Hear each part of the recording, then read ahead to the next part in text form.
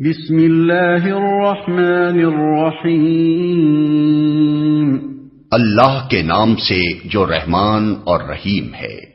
وَإِذْ قَتَلْتُمْ نَفْسًا فَادَّارَأْتُمْ فِيهَا وَاللَّهُ مُخْرِجٌ مَا كُنتُمْ تَكْتُمُونَ۔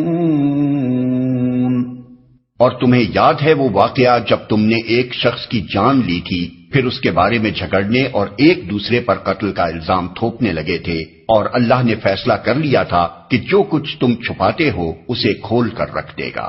فَقُلْنَا اضْرِبُوهُ بِبَعْضِهَا كَذَلِكَ يُحْيِي اللَّهُ الْمَوْتَى وَيُرِيكُمْ آيَاتِهِ لَعَلَّكُمْ تَعْقِلُونَ۔ اس وقت ہم نے حکم دیا کہ مقتول کی لاش کو اس کے ایک حصے سے ضرب لگاؤ، دیکھو اس طرح اللہ مردوں کو زندگی بخشتا ہے اور تمہیں اپنی نشانیاں دکھاتا ہے تاکہ تم سمجھو۔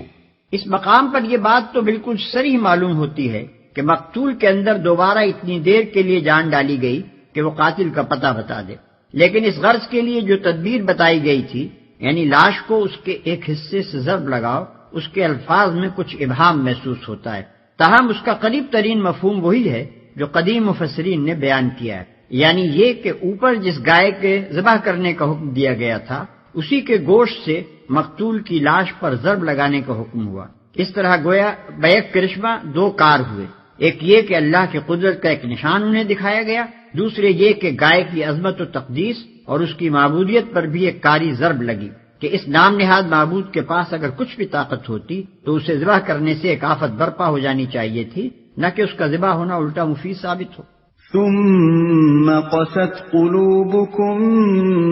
من بعد ذلك فهي كالحجارة أو أشد قسوة وإن من الحجارة لما يتفجر منه الأنهار وَإِنَّ مِنْهَا لَمَا يَشَّقَّقُ فَيَخْرُجُ مِنْهُ الْمَاءُ وَإِنَّ مِنْهَا لَمَا يَهْبِطُ مِنْ خَشْيَةِ اللَّهِ وَمَا اللَّهُ بِغَافِلٍ عَمَّا تَعْمَلُونَ۔